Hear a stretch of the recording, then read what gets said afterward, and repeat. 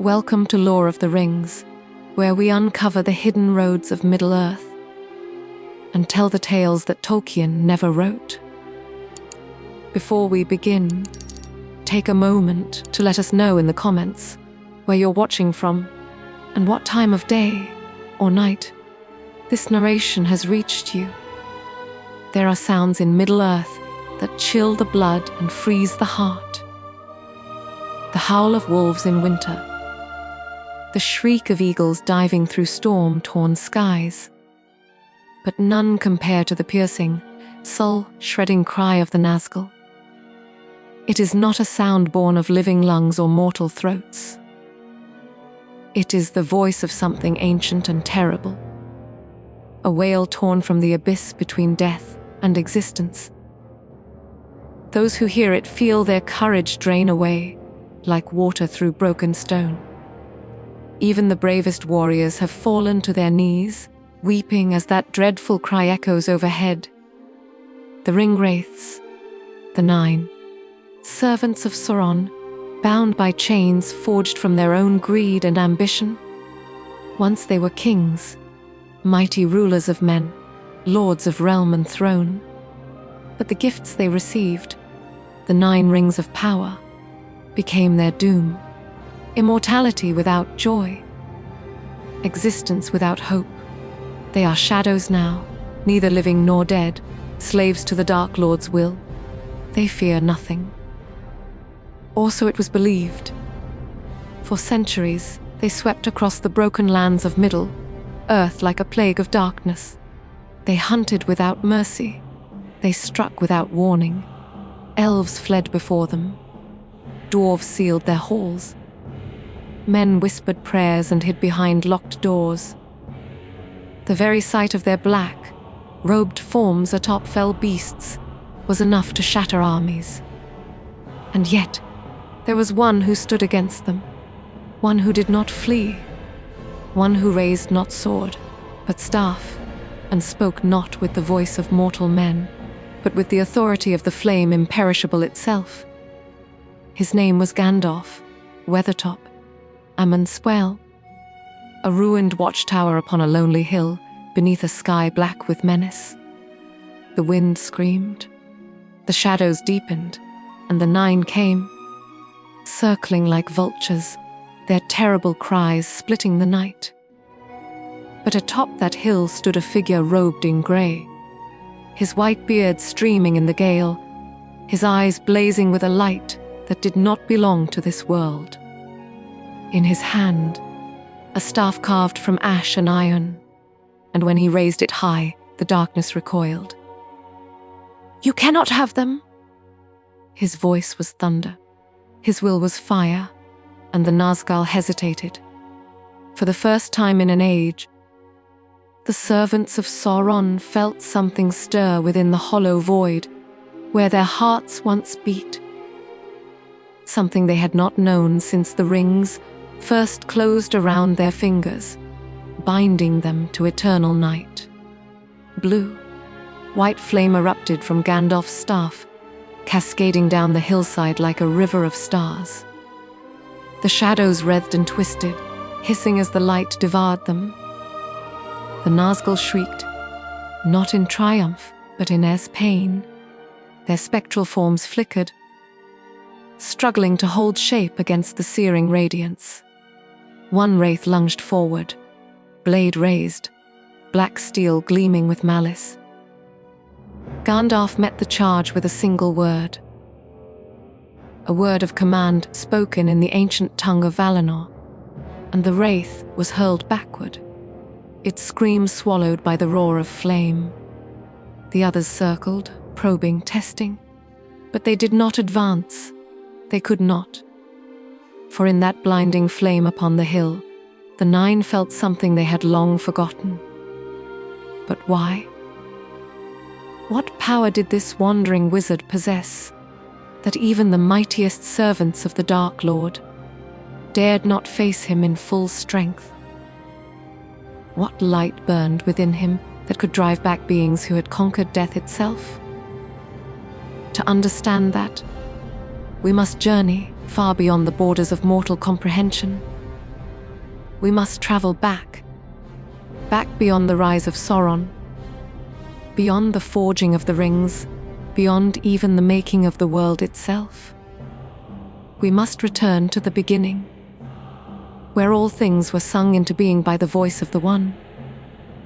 And there, in the halls of eternity, we will find the truth of Gandalf's power, and the reason the Nazgûl feared him more than anyone.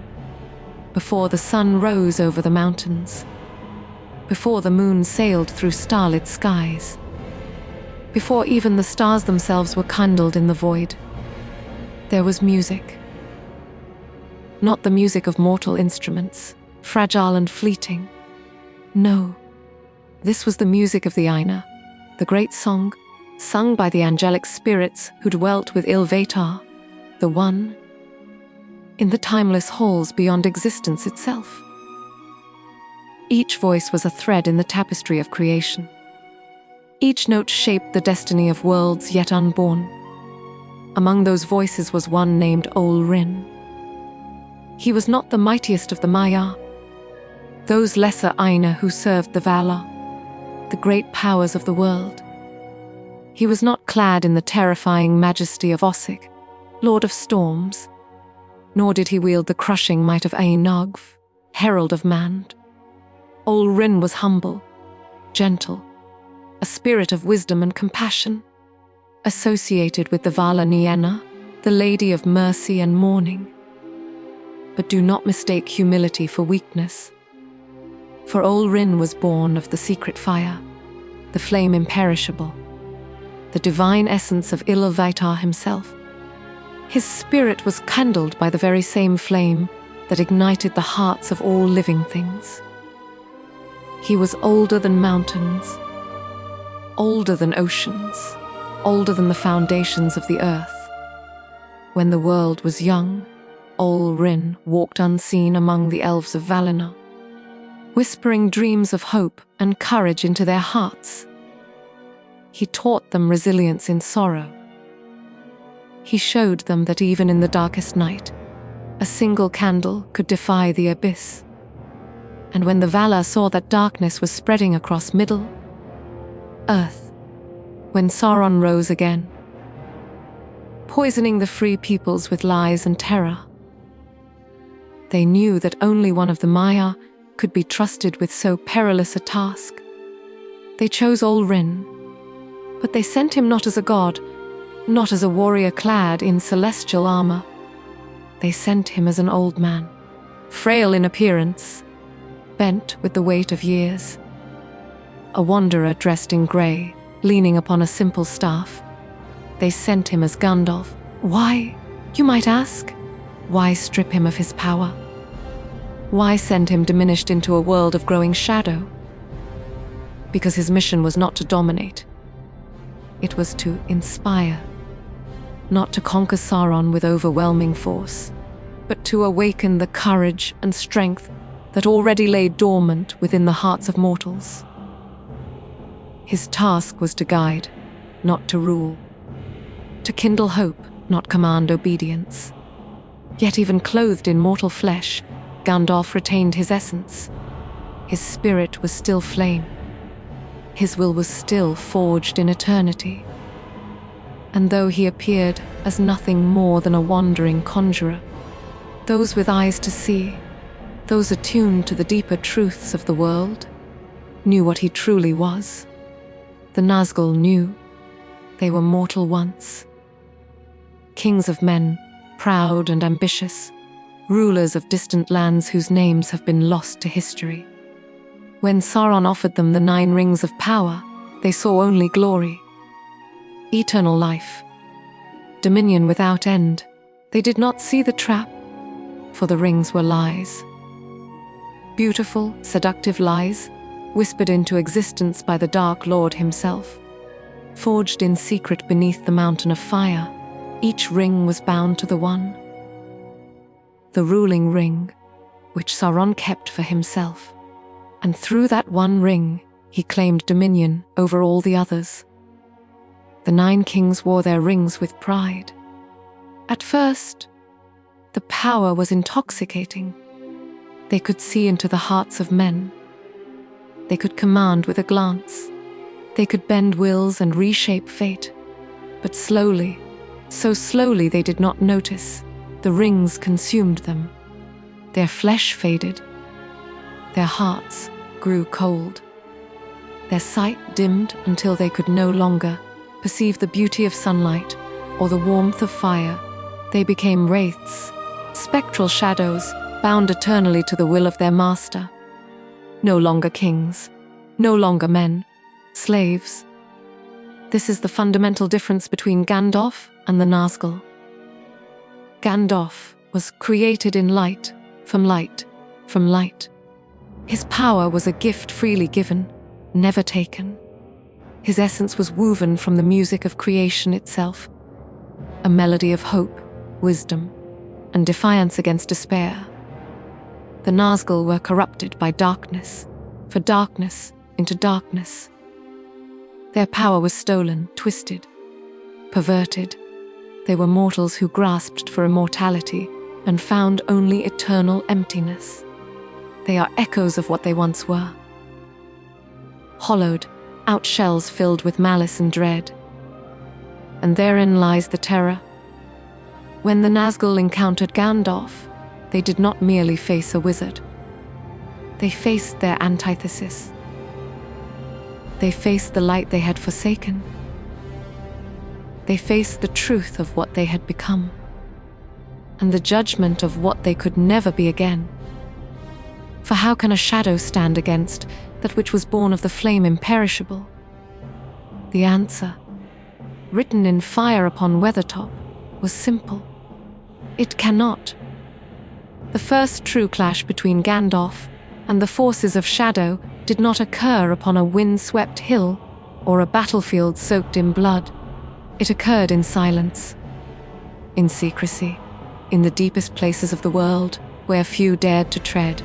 It began with suspicion. For years, Gandalf wandered Middle-earth, observing, listening, gathering fragments of forgotten lore. He walked among the Shire folk, sharing tales and fireworks. He counseled the lords of Gondor and Rohan. He delved into dusty archives and deciphered ancient scrolls. And slowly, piece by piece, he began to perceive a pattern. Evil was stirring again. Not the mindless, chaotic evil of orcs and goblins, but something older, something deliberate. An intelligence at work, weaving webs of shadow across the land.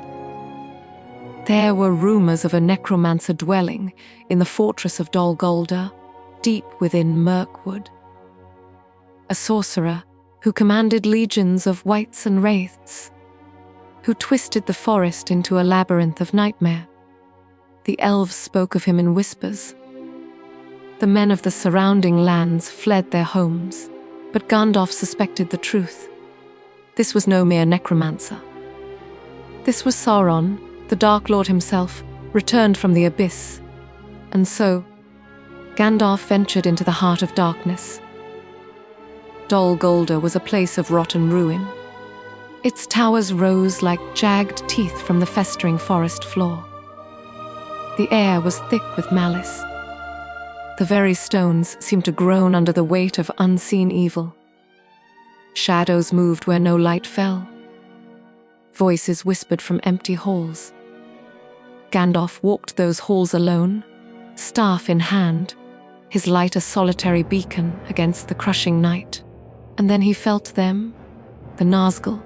They did not attack, not at first. They circled in the darkness, unseen but felt, cold, patient, predatory.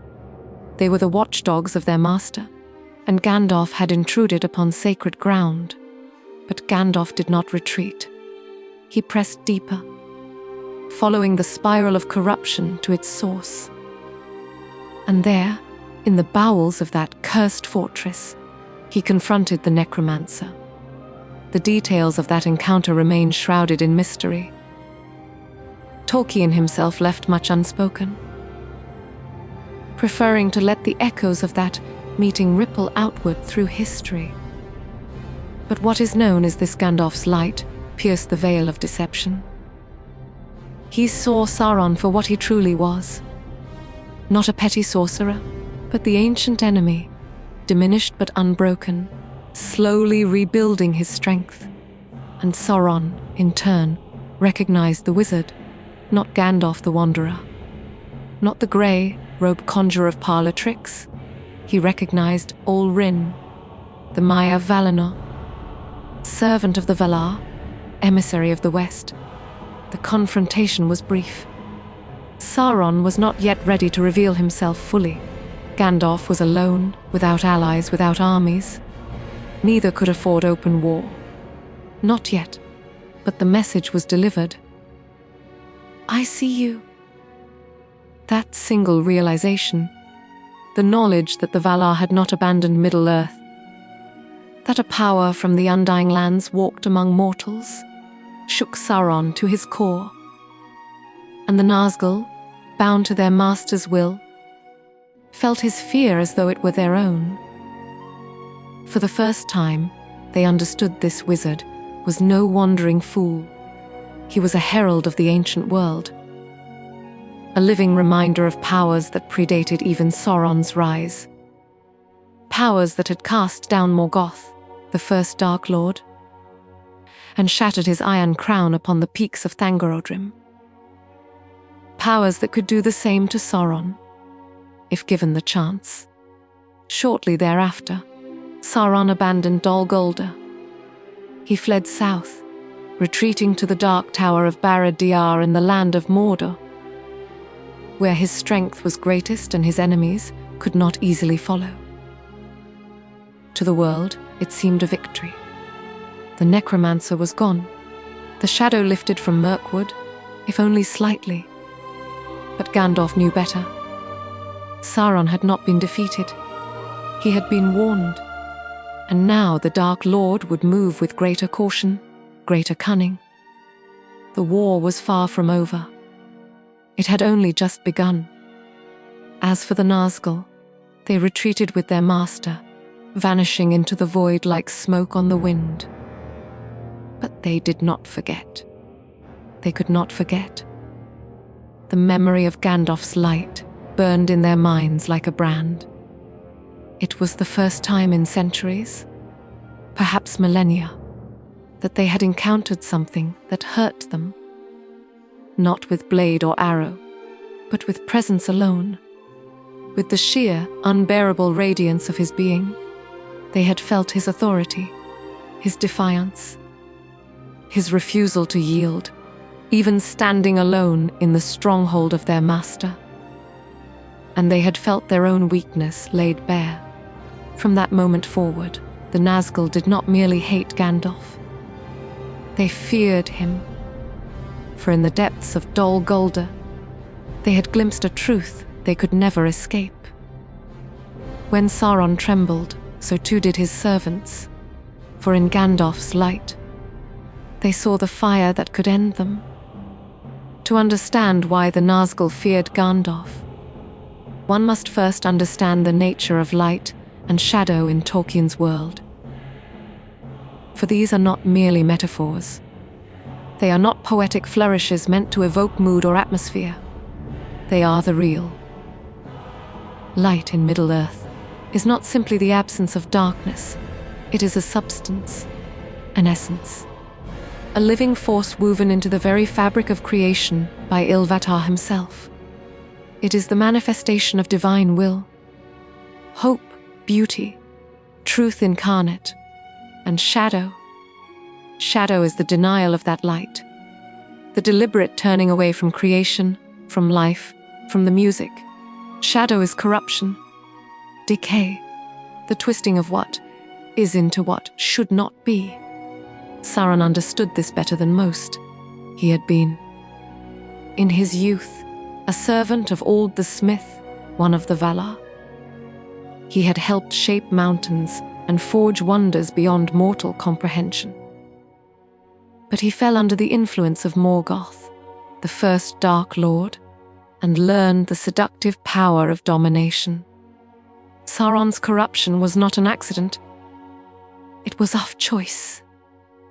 a conscious rejection of the light in favor of control, order imposed through fear, and the Nazgul, by accepting his rings, made the same choice. But Gandalf never turned away. Even when clothed in mortal form, even when diminished and constrained by the limitations of flesh, his essence remained pure.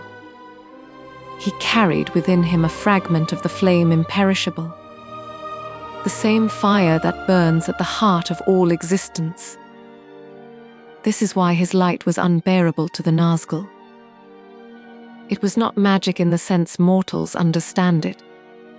It was not a spell learned from dusty books or incantations whispered over cauldrons. It was authority, the authority of creation itself, channeled through a being who had never surrendered his divine purpose. When Gandalf raised his staff and spoke the words of power, he was not casting a spell. He was declaring truth. "You shall not pass." Those words, spoken upon the bridge of Khazad-dûm, were not a challenge. They were a commandment. A decree from the foundations of the world, spoken by one who had the right to speak them. And the Barog, another fallen Maia, a creature of fire and shadow, knew it. The same principle applied to the Nazgul. When they encountered Gandalf's light, they were not merely hurt by its brightness. They were confronted by what they had forsaken. They were forced to remember what they once were. Mortal men with names, families, dreams. They were reminded of the choice they made, the choice that damned them to eternal servitude, and that memory was agony. Tolkien himself wrote extensively about the nature of power in his legendarium. In one of his letters, he explained that Gandalf's strength lay not in domination, but in Tsar resistance. He did not seek to control others or impose his will upon the world. Instead, he stood firm against despair, against hopelessness, against the crushing weight of darkness. He was a bulwark, a shield, a flame that refused to be extinguished, and that, more than any sword or spell, was what made him terrifying to the servants of Sauron. Consider the Nazgul's perspective. They exist in a state of perpetual dissolution. They are caught between worlds, neither alive nor dead, neither corporeal nor wholly spectral. Their sight is inverted. They see the unseen world more clearly than the material one. To them, the physical realm is a dim, faded shadow. But the spiritual realm, the realm of essence and power, burns with terrible clarity. When they looked at mortals, they saw flickering candles, frail, easily snuffed out. When they looked at elves, they saw starlight, beautiful but distant, slowly fading from the world. But when they looked at Gandalf, they saw a sun, not the sun of Middle-earth, warm and golden. No, they saw the light of Aman, the blessed realm, the land beyond the western sea, where the Valar dwell in eternal splendor. They saw the fire of Valinor, the radiance of the two trees, the undimmed glory of the undying lands, and it burned. Their spectral forms, held together by the dark sorcery of the One Ring, were anathema to such light. Where Gandalf's presence touched them, their essence wavered. The bindings that held them in their cursed existence frayed and weakened. Not the pain of flesh. They had long since forgotten that, but the pain of being. The pain of existence itself, eroded by the purity of Gandalf's light. Imagine standing too close to a roaring furnace. The heat is not merely uncomfortable, it is unbearable. Your skin blisters, your lungs scorch. Every instinct screams at you to flee. Now imagine that you cannot flee, that you are bound by chains of iron to stand before that furnace, forced to endure the searing agony with no hope of escape. That was what Gandalf's presence felt like to the Nazgûl. And yet, despite this, they did not always retreat. Why? Because they were slaves. Sauron's will was absolute. When he commanded them to hunt, they hunted. When he commanded them to fight, they fought. Even when every fiber of their cursed existence screamed in torment, they obeyed. But there was a limit. Even the Nazgûl had a breaking point, a threshold beyond which even Sauron's iron command could not compel them. And Gandalf, in his most terrible moments, pushed them to that edge.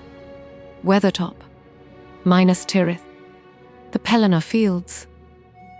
In each of these places, the Nine were forced to confront the reality of Gandalf's power. And each time, they hesitated. Each time, their advance faltered. Because deep within the hollow void where their souls once resided, a single, undeniable truth echoed: this light could destroy them, not merely disperse them, not simply drive them back, destroy them, unmake them, sever the bonds that held them to the world, cast them into the true death from which there is no return. Even the Witch King, greatest of their kind, turned his steed from that flame. For it was not meant for mortal eyes to behold, and in the depths of their torment, the Nazgûl understood one final, terrible truth. Gandalf was mercy. He did not seek their destruction. He sought only to protect the innocent, to shield the weak, to stand against the tide of darkness. Had he wished, he could have pursued them. He could have hunted them down, one by one, and unmade them with the fire of his will. But he did not, because that was not his purpose. And perhaps, in some forgotten corner of their ruined souls, the Nazgûl feared that mercy most of all. For it reminded them of what they had lost, and what they could never reclaim. The hill rises from the plains like a clenched fist, jagged, defiant, crowned with the broken teeth of ancient ruins. Squell, Weathertop. Once a mighty watchtower of the northern kingdom, now little more than rubble and memory.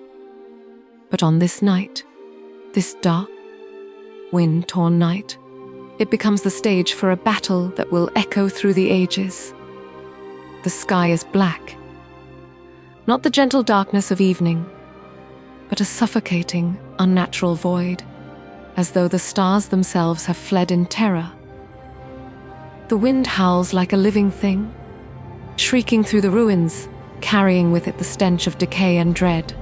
And then the cries begin, high and piercing, inhuman, the sound of anguish torn from throats that no longer possess breath. The Nazgûl have come. 9 black shapes descend from the sky, circling the hill like carrion birds. Their mounts, fell beasts, hideous creatures of scale and sinew, beat the air with leathery wings. The very ground seems to tremble beneath their approach. Atop the summit, amid the crumbling stones, a single figure stands, Gandalf. His grey robes whip in the gale. His beard streams behind him like a banner. In one hand, he grips his staff, gnarled ash wood, carved with runes of protection and power.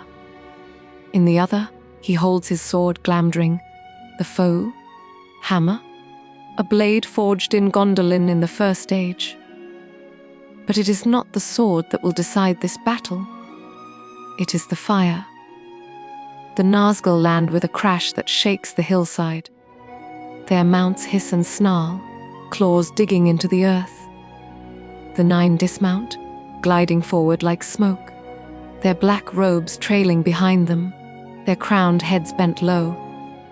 They speak no words. They do not need to. Their presence alone is a weapon, an oppressive, crushing weight that drives courage from the heart and hope from the mind.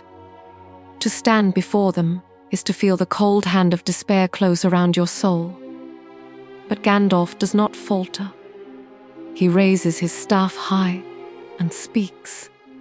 The words are not in the common tongue. They are older, far older. The language of Valinor, the speech of the Valar. Words that predate the rise of men and the fading of elves. Words that carry the authority of the music itself.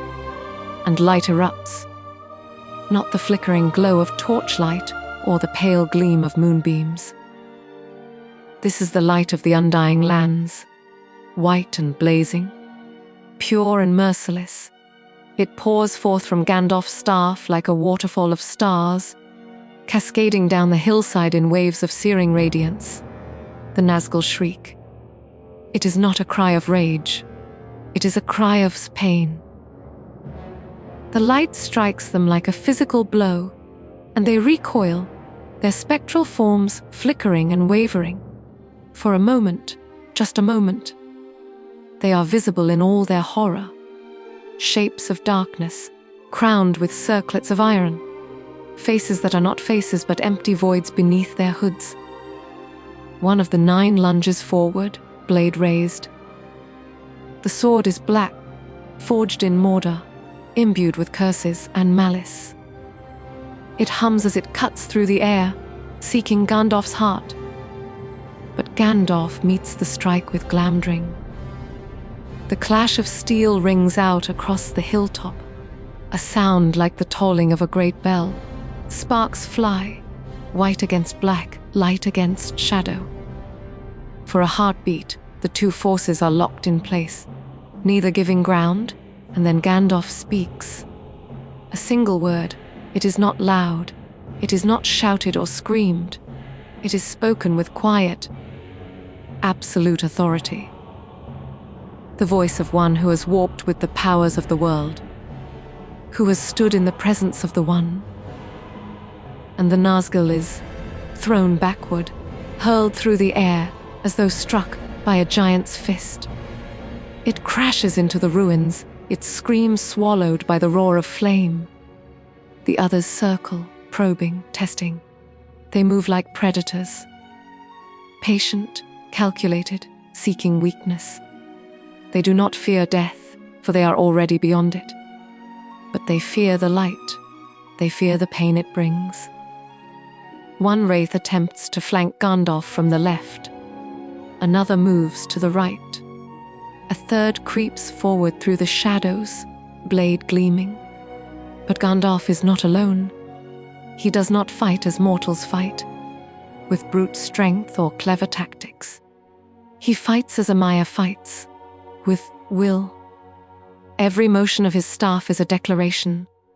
Every word he speaks is a barrier, a wall of light that the Nazgûl cannot breach. Blue fire dances along the edge of Glamdring. White flames coil around his staff like serpents.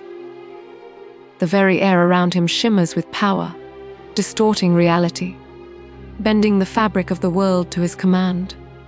The Nazgûl press the attack. They cannot retreat. Not yet.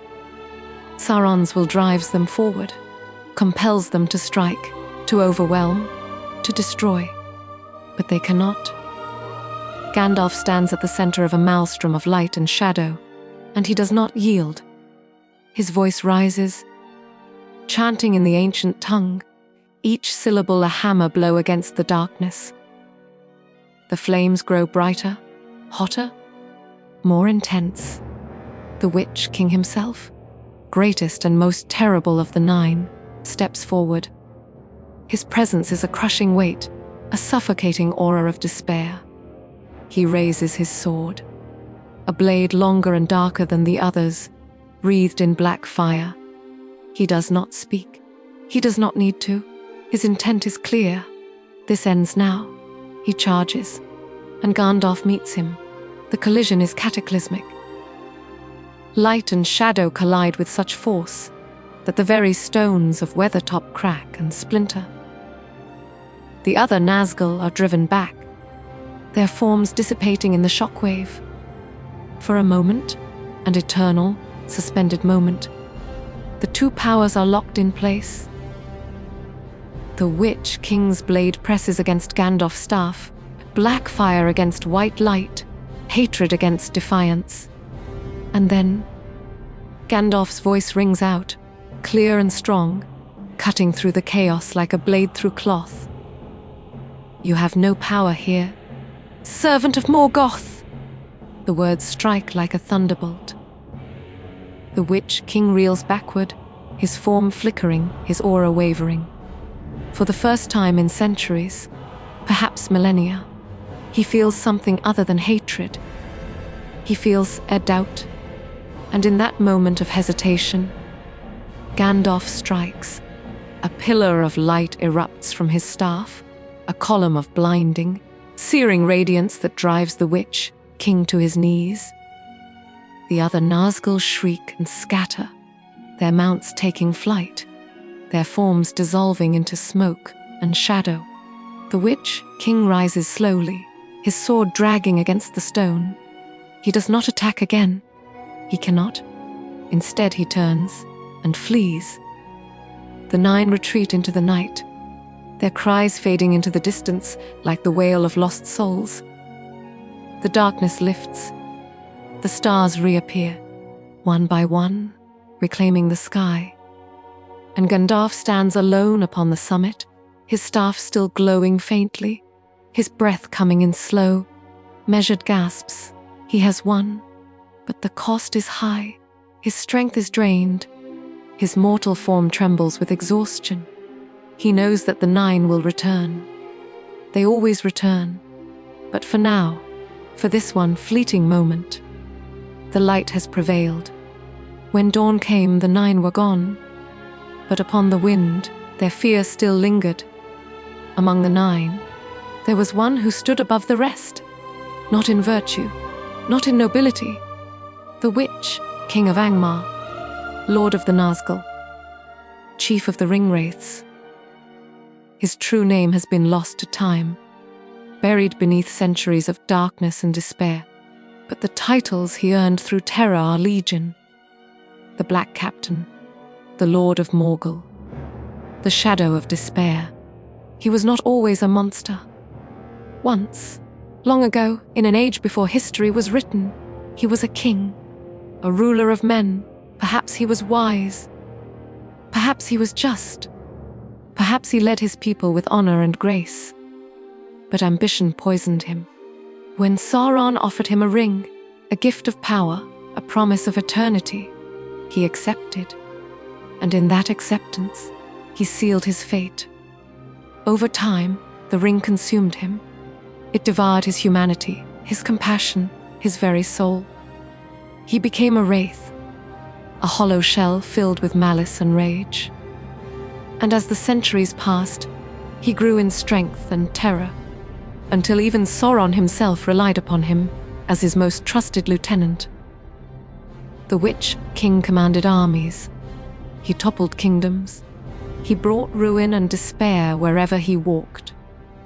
His very presence was a blight upon the land. And yet, despite all his power, there was one he could not overcome: Gandalf. Their confrontation at Minas Tirith remains one of the most haunting moments in the War of the Ring. The city is burning. The walls have been breached. Orcs swarm through the streets, slaughtering soldiers and civilians alike. The great gates of the city, massive doors of iron and stone, lie shattered, blasted apart by the dark sorcery of Grond, the battering ram of Mordor. And through the broken gates rides the Witch King. His mount is a fell beast, a winged nightmare, larger than any war horse, with eyes like pits of flame and breath that reeks of death. The Witch King himself is clad in black armor, his crown a circlet of iron and malice. In his hand, he wields a flaming sword, dark fire dancing along its length. He enters the city like a conqueror, like a king reclaiming his throne. And then he sees Gandalf. The wizard sits astride Shadowfax, the white horse, the lord of all steeds. His staff is raised. His voice is calm, measured, unwavering. "You cannot enter here." The Witch King halts. Not because he is commanded, not because he fears the wizard's strength, but because he remembers. Weathertop, Dol Guldur. Every encounter with this accursed figure has ended the same way. With pain, with humiliation, with the unbearable searing agony of that damnable light.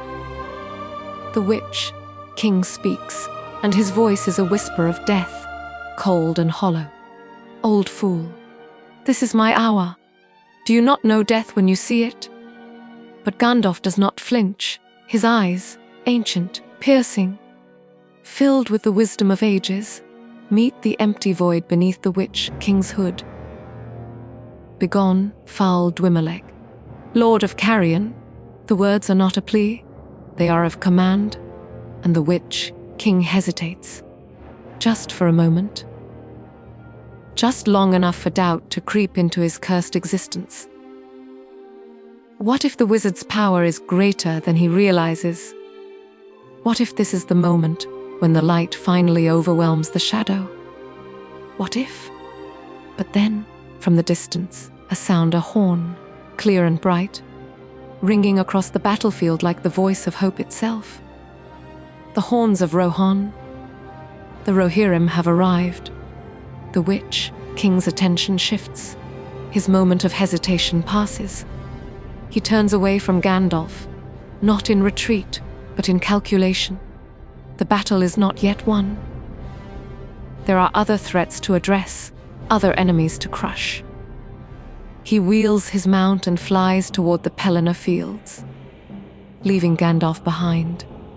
But the question remains, what would have happened if the horns had not sounded?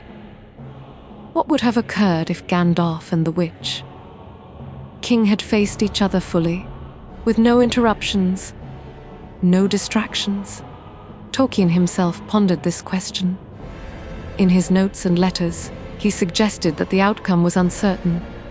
Gandalf, even as Gandalf the White, was constrained by his mortal form. The Witch King, empowered by the One Ring and millennia of dark sorcery, was a formidable opponent, but Tolkien also hinted at something deeper. The Witch King feared not Gandalf's staff, but what it represented.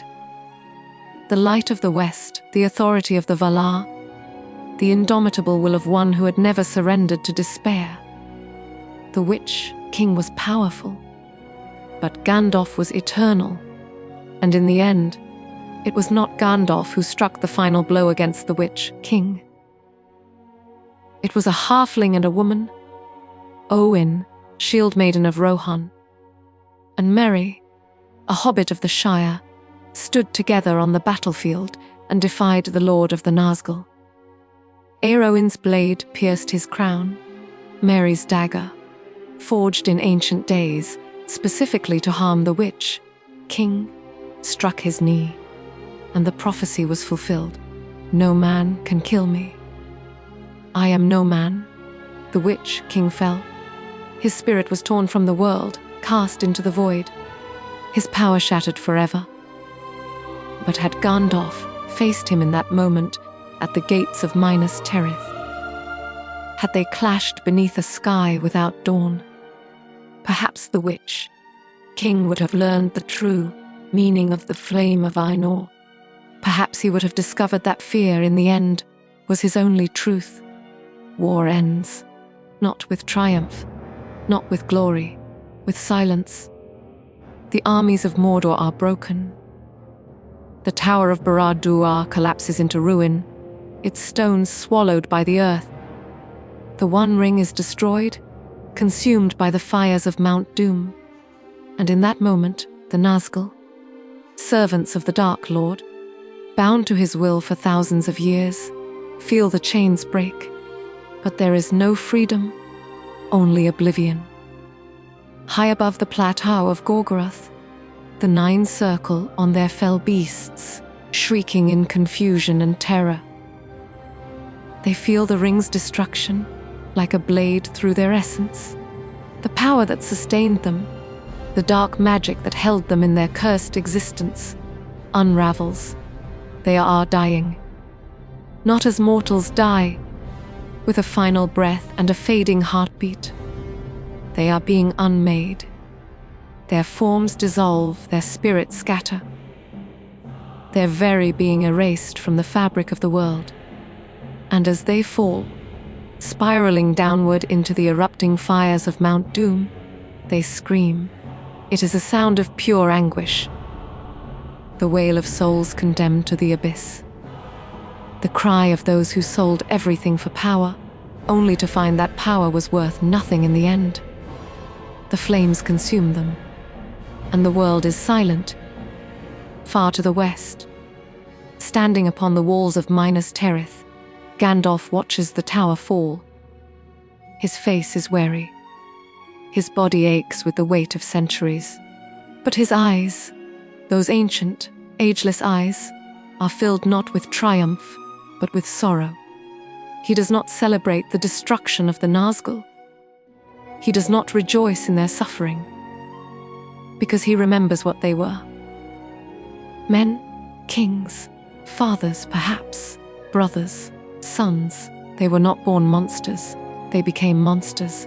And that, more than anything, is the tragedy. Gandalf's war was never against the Nazgûl themselves. It was against what they represented. The corruption of hope, the perversion of ambition, the slow, insidious decay of the soul when power is pursued without wisdom. He fought not to destroy them, but to prevent others from falling as they had fallen. And in that, he succeeded. For the ring is gone. Sauron is defeated. The shadow has lifted from Middle-earth. But the scars remain. Gandalf's greatest weapon was never his staff. It was never his magic, his light, his divine authority. It was his hope. Hope is not optimism. It is not the naive belief that everything will turn out well. Hope is the defiant refusal to surrender, even when all seems lost. It is the belief that light can endure, even in the deepest darkness. The Nazgûl were the antithesis of hope. They were despair incarnate. Creatures who had abandoned all belief in redemption, in goodness, in anything beyond the will of their master. And when they faced Gandalf, they were forced to confront that antithesis. They saw in him what they had lost. They saw the fire that they had allowed to be extinguished within themselves. They saw the possibility of defiance, and it terrified them. Because deep within their cursed existence, a single, unbearable question lingered. What if we had chosen differently? That question had no answer. It could have no answer. For the Nazgûl, there was no redemption, no second chance. They had crossed a threshold from which there was no return. And that, perhaps, was the true source of their fear. Not that Gandalf would destroy them, but that he reminded them of what they could never be again. In the end, the War of the Ring was not won by armies or swords or the clash of great powers. It was won by the small, by hobbits, those unassuming, humble folk of the Shire, who carried the burden of the ring when no one else could. By Sam, who refused to abandon his friend. By Frodo, who bore the weight of the world upon his shoulders. And by Gandalf, who guided them, protected them, and believed in them when they could not believe in themselves. That was his true strength. Not domination, not conquest. The Nazgûl, in all their terrible power, could not comprehend it. They could not understand how weakness could become strength, how humility could become courage, how a single act of mercy could change the fate of the world. And so, when they fell into the fire, they fell not as warriors defeated in battle, but as shadows dispelled by the dawn. The shadows fled before the light, and in their fading screams, the world breathed once more. The ships are waiting. At the grey heavens, where the river meets the sea, the elves gather for the final journey. The time of their kind in Middle-earth is ending. The world is changing, growing older, dimming, and among them stands Gandalf. No longer the grey, no longer the white, simply Gandalf. He has laid down his staff. His task is complete. The shadow has been lifted. The free peoples of Middle-earth can now walk their own path without the guidance or interference of the Maia. As he boards the ship, he turns one last time to look upon the land he has walked for so many years. He sees mountains crowned with snow, forests thick with life, rivers winding through green valleys, cities rising from the ashes of war, and he sees the people, those small, stubborn, courageous mortals, beginning to rebuild. A faint smile touches his lips. They will be all right. The ship sets sail, gliding westward across the sunlit sea. The wind is gentle, the waves are calm, and as the shores of Middle-earth fade into the distance, Gandalf closes his eyes and listens to the music. The eternal, unbroken song that has guided him since before the world was made. He has fought his war, he has kept his flame burning, and now, at last, he goes home, but his legacy remains in the hearts of those who knew him, in the songs sung in taverns, in the tales told to children before they sleep. Gandalf the Grey, who walked among the humble and the great with equal grace, who stood against the darkness, not with arrogance, but with quiet, unshakable resolve, who believed, when no one else did, that even the smallest person could change the course of history. The Nazgûl feared him because he was everything they were not. He was light. They were shadow. He was hope. They were despair. He was free. They were slaves. And in the end, when the fires of Mount Doom consumed them and the world moved on, Gandalf's name endured, not as a conqueror, not as a king, but as a guardian, a shepherd of the light, a friend to those who had none. There are places in Middle-earth where the memory of Gandalf lingers still. In the Shire, where the hobbits gather in the Green Dragon Inn and raise their cups to the wizard who brought fireworks and wonder to their quiet lives. In Gondor, where the white tree blooms once more, and the king remembers the words of the old man who helped him reclaim his throne. In Rohan, where the riders sing songs of the battles they fought alongside the wizard who wielded both sword and staff with equal skill. And even in the darkest corners, where the shadow once held sway, the name of Gandalf is whispered with reverence and awe. For even in the darkest age, the light of Gandalf the Grey still burns, eternal, unyielding, and unafraid. Dear listener, this story ends, but many await. Subscribe so no tale escapes you.